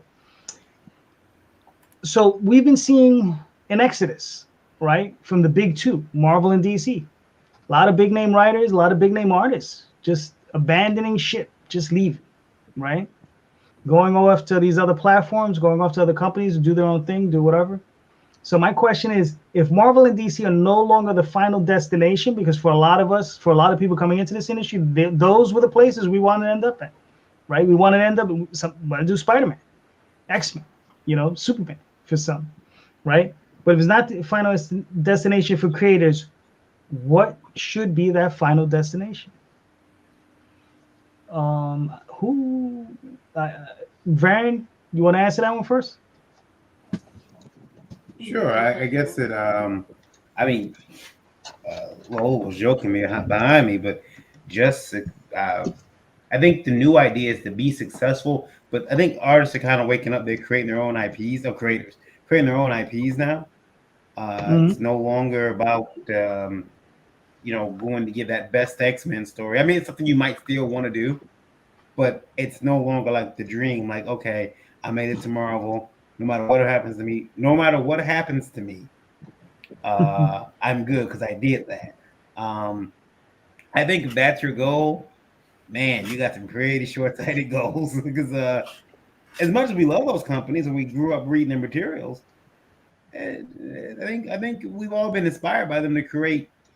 Again, I want to be better than them. I want to create a story that's better and that, goes on to people remember me from it. But I'd also prefer people to remember me for something that I created, something that I own, because I can't give my kid that job at Marvel, nepotism aside. I can't give my family that job at Marvel, but I can leave a legacy in something that I create that they can then take and, make money off of for the rest of their lives anyway. Yeah. Lola said she's selling it all. So nice. Sell it all. Make that money. Yeah. All right, cool. Go ahead. I do have a question though, but I'll let you guys go ahead. All right. Mr. Rodman. Yeah, I mean, I have to agree with Arian. I mean, I think the final destination for creators now is, being successful, doing your own IPs. And I think that's the direction we're headed. I think that, with crowdfunding platforms and things like that, it's definitely allowing us to do that. And, I think the bigger names are starting to see that, hey, they have a following of their own they can go out and do these things and make a living, and they just want to tell the stories that they want to tell. And like Varian said, yeah, if you still want to go and tell a Spider-Man story or X-Men or Batman, whatever, that's great, that's fine. But I think a lot more people now, they have stories to tell, that they created, and now there's an opportunity to go do that. So I think people are finally waking up to the fact that this is actually the destination for a comic creator, something you can own, you can make a living doing, and you can share it with others. Cool. Damion? I always have to get these questions after everybody has already said my answers. I mean, I have to agree. I think that with just the whole advent of the hustle economy and over the last year or so, I think it's even more been put more to a point that do your own thing, get your own thing going, be your own boss, make your own legacy. And I think from like the starting level up to where some of us are now and beyond, not there's better or worse, just different. That's the goal. Be your own boss, own your own thing, do your own. You say, JD, you say quite a bit. You don't want to make your mark off the back of dead man's dreams. Right. And it's a harsh statement, but it's true, because I think that you can do that and you can coast and you could be just fine. But it takes strength and determination and just will to make your own thing. And so that's where I think most people want to go at this point, is to have their own thing. I will say one thing that I've noticed recently is that specifically with Jonathan Hickman leaving Marvel after his whole X-Men run, and much less everything else, don't get me wrong. Right. But a lot of what, like, I jumped on the Substack bandwagon on that like day 2. I got the subscription, and it's been nothing but text and a couple of odd sketches here and there. It's been no definitive ideas of when things are going to happen or how they're going to happen, or beyond just tastes and just keeping that appetite whetted. And I understand that from a marketing standpoint, that's great. But from a fan who's been reading your stuff and expecting something in a certain way from what you're putting out, I ended up just canceling my subscription, because I'm like, when the books come out, then I might go back. Right. But I get why they're doing it, because I completely understand. I'd love to work for Marvel or DC, but it's never been my goal. I want to make my own thing. And I think it should be everybody that's doing indie comics. And this is just my opinion. I might get flack for it, but I think anybody that's doing indie comics right now, that should be your goal, is to have your own thing, do your own thing, to some capacity. Yes, your last work can be your portfolio for your next work, but if you don't care about what you're doing, then why are you doing it? Just put a portfolio together and go shop it. No, cool. Mr. Ozzy, did you hear the question? No. No, all right. The question is if Marvel and DC are no longer the final destination for creators, what should be? Create your own stuff. That's it. Just being independent. Write your own stories, do your own drawings, if you can, or not hiring someone. I think that's what it needs to be. I tried one time 22 years ago, to work for Marvel, and what they told me is that I needed to, like any other, it's like any other company, like they just need experience. Right. So that's why I started working on that. But then I got in love of doing my own stuff, and then I never tried before. Like after that, like never tried it to work for them. Some editors, they have told me like that I should just apply because I'm in that position right now, but I have no interest, and that's what I do because I think I'm successful in my own way at what I'm doing, and I have my niche, and I've been fortunate enough to have project after project after project, commissions, and always have something lined up. And when I don't have it, I do my own stuff. Right. But it's I never had a problem doing comics. But yeah, you should do your own comic books and do them right. Because a lot of people just do it for doing it. And that's another thing that I at one point I was just doing, okay, I'm gonna do my own stuff. But now I realized that I was doing it wrong when I was younger. Because now I hold myself into a higher standard.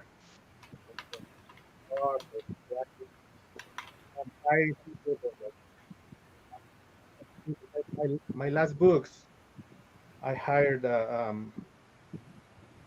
double Eisner Award winner. I got a Spawn writer.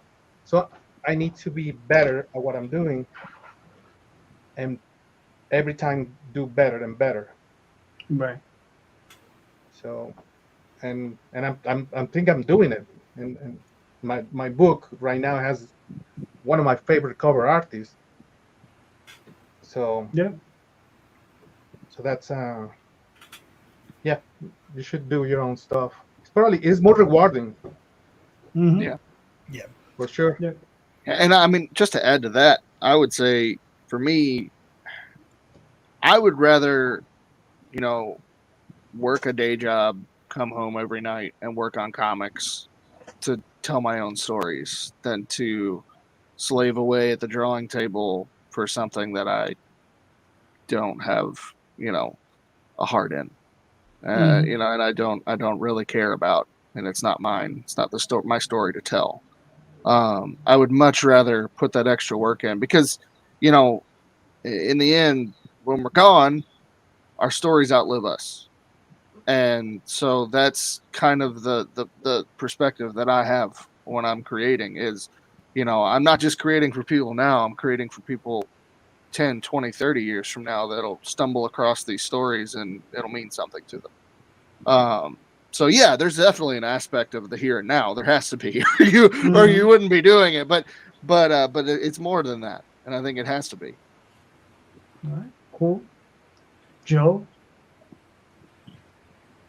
In a way, I think there's an assumption that is being made here, and I guess that's where my answer kind of differs. For me, it's not just about making a comic book. This character back here, ultimate goal, mainstream recognition. With Primetime Saturday Night, mainstream recognition. Or CGC Studios as a company by itself, mainstream recognition. The final destination is to be looked upon equivalently, like some of the bigger names that are out here. Why? Because when you're out there in front of people only remember you from the last time that they see you. So if you're not making a name for yourself, no matter how many books that you make, only a handful of people may ever look at it. But if you get to that mainstream level where people are seeking you out and they're looking at your work and they're enjoying your work, you have thousands to millions of people that will remember you from days upon end, because they will eventually come back and say, hey, remember that book from that company here? Yeah, CGC Studios. Yeah, I remember that book. I think the comic book store over here may have it, or I believe that their website is still up and they're still selling those books. Your legacy is only as good as how far you put it out there in front of others. Because it's like we all make stuff, we all make books, we all make different crafts and everything to that magnitude, and we do, and a lot of us do great quality with what we do. But if we're not really striving to get everybody aware of what we do, it serves no purpose in the long run when it says, well, I'm leaving it as a legacy. A legacy to whom? Mm-hmm. A lot of people are saying to their family. It's like, well, who's to say that somebody in your family is going to treasure what you create the exact same way to live off of, to keep that legacy going? It's always going to be somebody who is truly a fan of what you do that keeps that flame going. So that's what I feel is the ultimate destination for indie creators, since not working with Marvel and DC is no longer a goal.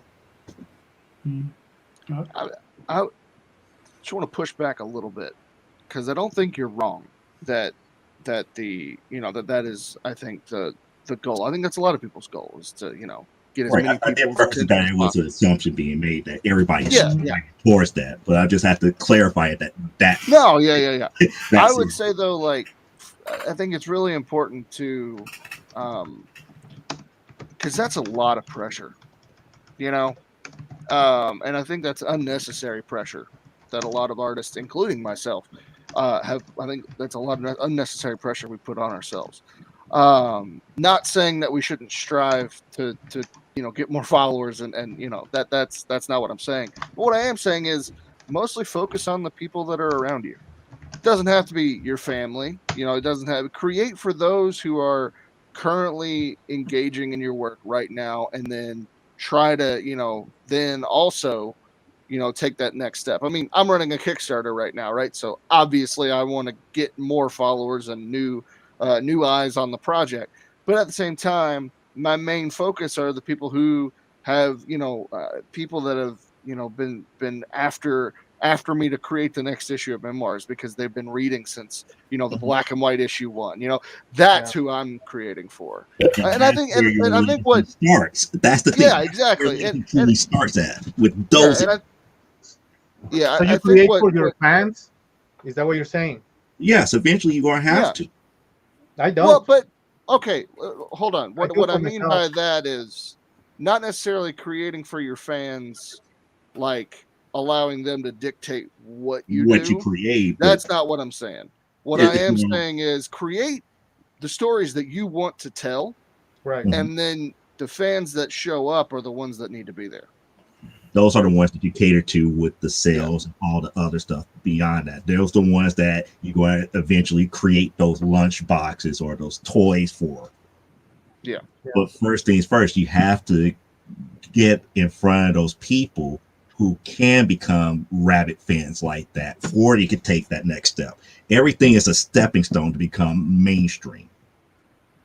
You have to start with one person who picks up your book and becomes a fan of yours is chomping at the bit for the next issue. You keep creating for that individual. They don't dictate you what to create. It's more along the lines, if they want an issue 2, come out with that issue 2.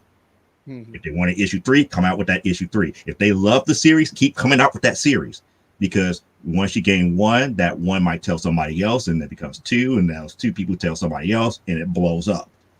The major thing here is getting to that level where you're at just as mainstream as like a Source Point Press, an Image, a Marvel, a DC. That should be your final destination. Right. I guess I made the assumption that what you're saying, Joe, is what you do, because that's what I think everyone should be doing. What you're saying is right. And I mean, you and Brian both have made some really valid points as far as, how to think about it. I make the assumption that people that are doing indie comics are doing that because I think that's how it should be done. And granted, it's, that's closed-minded a little bit of me, and to make those assumptions, I understand. But and I don't take that personal or anything. Just I appreciate you bringing it to my attention. Mm-hmm. But that's why I make that assumption, is because what I'm going to start doing in January is what I've been building off of for the last 2 years. Is just accumulating knowledge, accumulating content on top of that. You know, not just talking the game, putting the game out there. Here's what I'm doing. Here's my books. Here's what everything's coming out. Because I had a bad period. I'm out of that bad period, and I'm on to the next. And so for me, I feel like if what people aren't, if you're not doing what you guys are saying to do, then you're not doing it right. So it's only real. That's all. I mean, hopefully, I want to answer know your if question Joker, honestly about that aspect. Oh, go ahead, Varian. could you repeat the name of those companies that you said were we should be trying to be like? Like Source Point Press, Image, Image, Marvel, DC, anybody that's on that upper echelon of where people recognize their I brand. like what you said. I'm gonna have a private conversation with you later.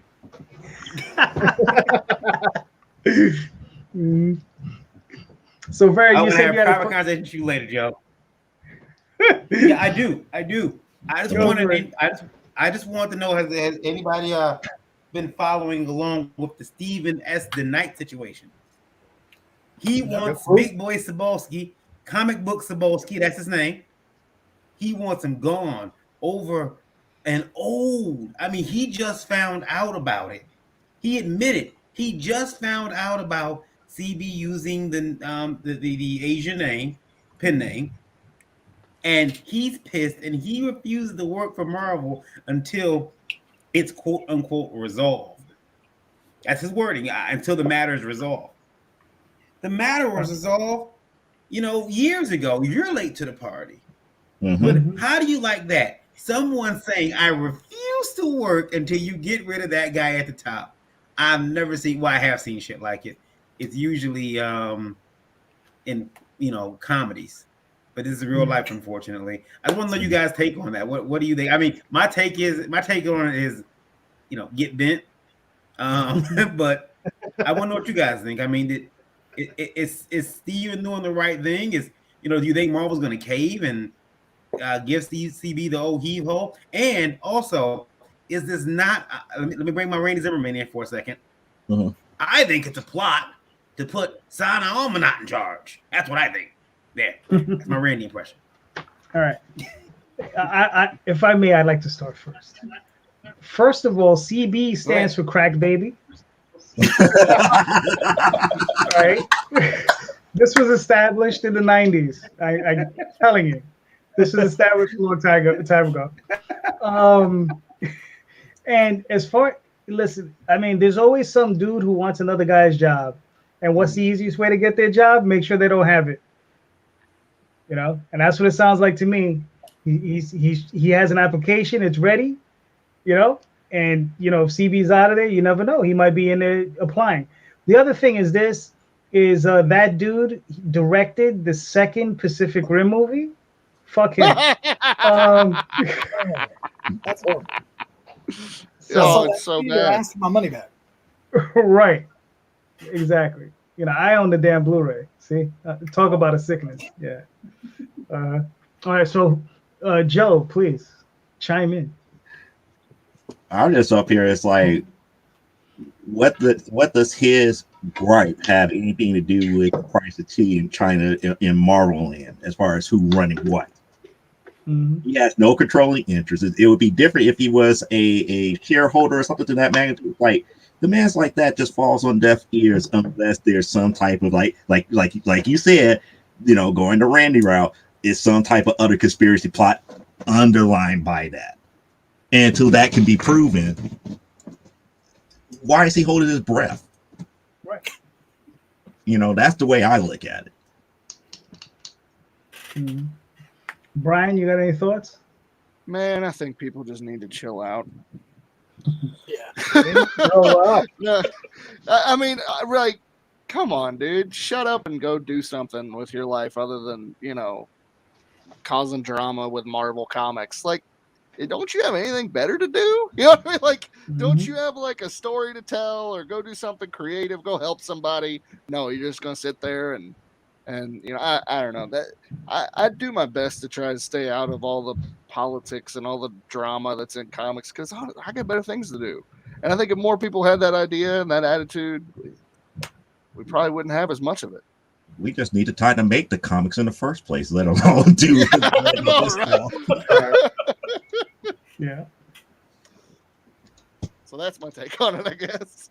All right, Damien. So beyond this thing that people have known for years, does he have any other beef with him? Probably. I mean, the best revenge is a life well lived. Go do your own thing. Go live your life. Like, why are you wasting your time? And yeah, I conspiracy theory. There's got to be something else going on. Oh, there's definitely He's trying to see how quick he can cancel him. Like, that's all it is. It's just he wants to cancel him, and he's trying to get it done. And everybody's like, what? We knew that. He told people that when he started working for Marvel under his real name. Mm-hmm. Like that's been that long. What, 2000 something? Early 2000 something? Well, it's been about 4 years now. 3 years, 4 years. Well, I mean, back when he was doing, wasn't he doing the Sentinel book under that name? I have no idea. All I know is that, like, shortly after, like, he actually was able to work under his real name for Marvel. That became common knowledge. Mm-hmm. That he was also this other person. So it's been years. It's been a decade at least. Right. So get on the ball. learn this stuff sooner if you want to complain. Ozzy, you got any thoughts? To be honest, I don't care. That's fun. Yeah. There it is. Not one bit. I don't read all these stupid stories, and I didn't know about it. So and even if I see it and I don't click, I don't care. So it's not my business. Who cares? Mm-hmm. All right. Sounds good. All right, gentlemen. We've made it to the Varian, do you have any closing statements for everybody? Do you have a closing statement as far as your question? No. I mean, everybody pretty much is like thinking the same way. Like, like no one cares, Steven. No one cares. You just found out today. Imagine, hey, I'm worried about what else Steven might not know. Does he know his last movie bombed? Does he know? Does he know how babies are made? Ask him. Know about Santa? He's a day late and dollar short. I mean, Yeah, I think he might be trying to get these things, so I'm worried about him. Yeah, he might be trying to get Bernie Wrightson to draw his next book, not knowing Bernie, God rest his soul, passed. Oh, right. Right. Who knows what he doesn't know?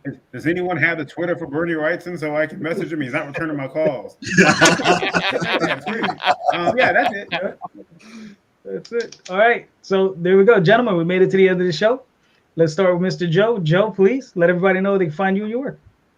You can find me on Facebook up under my name here and up under CGC Studios. You can find me on Damion R up under Silberbolt 14.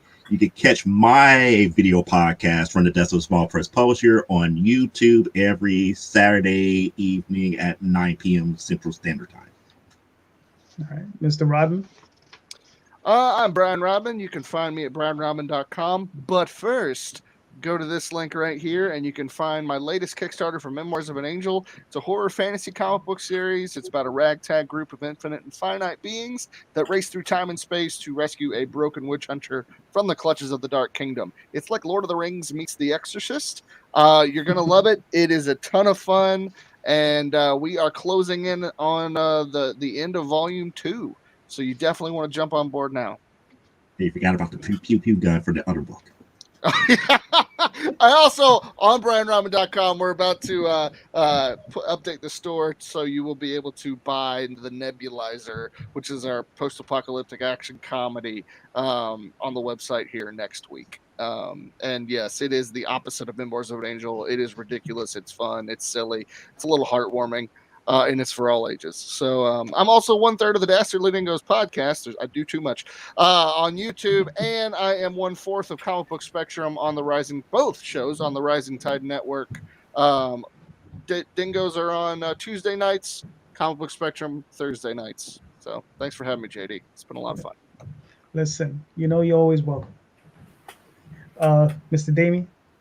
Hello. I'm Damion Waldbrunn. Check out everything I got at ruomniversal.com. You can find me by my name everywhere. Hey, Brian, do you have something you can show there real quick? You want some toys made? I can make you some toys. Oh, toys. Check it out. Look at this figure. It's on the Memoirs of an Angel campaign right now. Look at it. You should go buy it from him to find out how good it is. And if you don't like this one, I got this one right here. That nebulizer. Nebulizer. Yeah. Yeah. So bad jokes and good comics at ruomniversal.com. There you go. Varian, where can they see you and your work? Well, you can catch me on Indie Vault every Tuesday night at 9 p.m., Thursday morning at 9 a.m. for Breakfast Buzz, Tuesday being Indie Vault Live Wire. A lot of other stuff. Check out ledg.us, please, and then check out lastcallcomics.com, my publishing company, where I publish all the comics that aren't fit to print, because I just do really, really like out there comics. I'm an envelope pusher, like in the worst possible way, a shopmeister even, which means I don't write very well. I just write to shock you. I figure if I can do that, that's good enough. Damn it. Buy me those places. KYD_V on Twitter, and that's it for me. All right, nice. Ozzy, where can they find you and your work? All right, you can find me on all the social networks under my name or Gemini Comics. And pretty soon I'm gonna get a website under Gemini Comics. Also check the Indiegogo for Sword and the Sorcerer, still in demand, and we're still getting a lot of comics, a lot of requests for commissions and stuff. You can find it on Indiegogo, and soon in the next 2 weeks is going to be on Kickstarter. Nice. Also, I want to do an announcement. We're going to do an anthology for the Sword and the Sorcerer too. So that's and we're looking for creators, writers, artists, and colorists. And maybe letters too. I don't know. Yeah.